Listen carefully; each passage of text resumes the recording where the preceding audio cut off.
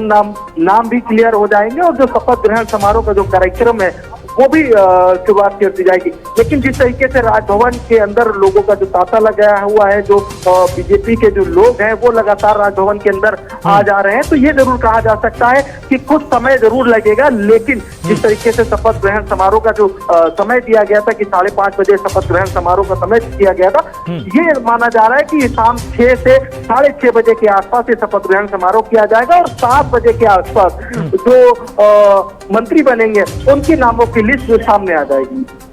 तो मतलब आपका संकेत ये है कि शपथ आज ही हो जाएगी और मंत्रिमंडल का विस्तार बिल्कुल निश्चित हो चुका है, इसमें अब कोई लेट लतीफ नहीं या इसमें कोई टालमटोल नहीं होने वाली। मंत्रिमंडल का विस्तार तो पूरी तरह से संभावित है और लगभग 7 नए चेहरे शामिल होंगे ही होंगे।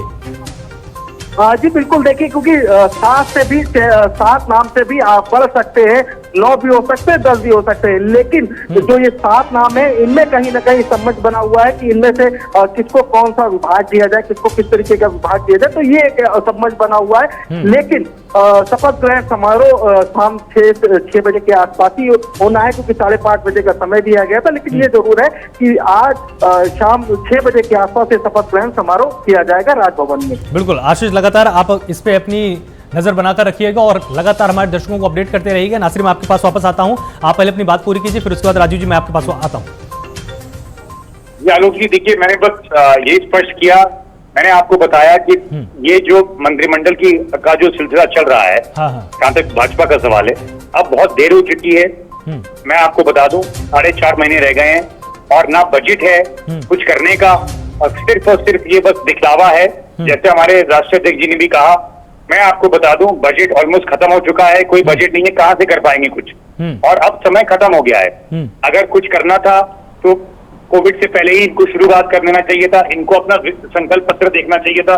और मैं लास्ट चीज कहना चाहूंगा एक उदाहरण से कि रतन टाटा साहब 2016 में उत्तर प्रदेश में आए और जब उन्होंने उपलब्धियां देखी और जो सरकार, हमारी सरकार ने जो जिन काम शुरू किए उस पर जब उन्होंने देखा अपनी आंखों से, जब वो लखनऊ आए 2016 में, उन्होंने एक बात बोली कि मैं अपना दिल खो बैठा हूं उत्तर प्रदेश में। तो इससे और बड़ी बात मैं कह नहीं पाऊंगा आपके सामने।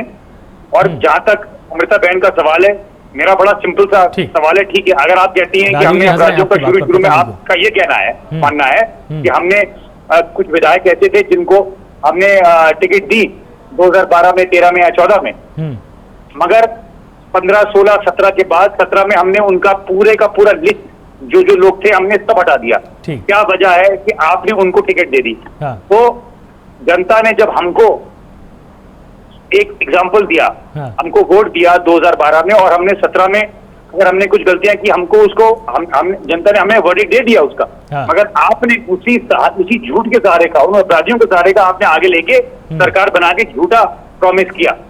और आज वही सरकार आपके सामने फेल हो चुकी है हर मुद्दे पे। बिल्कुल, हमारा ये मानना है कि हो चुका है, खत्म हो गया है। जिस तरह से हम स्क्रीन में लगातार अपने दर्शकों को दिखा रहे हैं। नासिर, मैं आपके पास आता हूं वापस, नासिर मैं आपके पास वापस आता हूं। अब हम इस वक्त जो तस्वीर दिखा रहे हैं इसमें बिल्कुल साफ हो जाता है, साफ तौर पर लिखा हुआ है कि श्रीमती आनंदीबेन पटेल, माननीय राज्यपाल उत्तर प्रदेश, प्रदेश के नए मंत्रीगण के शपथ ग्रहण समारोह के अवसर पर गांधी सभागार, राजभवन, लखनऊ, रविवार 26 सितंबर 2021 को सायं 6 बजे आपको सहर्ष आमंत्रित करती हैं। मतलब 6 बजे शपथ ग्रहण होगा ही होगा, 7 चेहरे होने वाले हैं, उसमें वो चेहरे कौन से होंगे इस पर अभी लगातार असमंजस बना हुआ है। राजीव जी आपके पास आते हैं और ये समझने की कोशिश करते हैं कि जिस तरह से मंत्रिमंडल में जो विस्तार है वो अब ठहर चुका है कि अब ये होकर ही रहेगा और 6 बजे शपथ ग्रहण भी हो जाएगा, क्योंकि ये भी एक तरह से घोषणा हो चुकी है। आपको क्या लगता है उत्तर प्रदेश की राजनीति कहां जाएगी इसके बाद?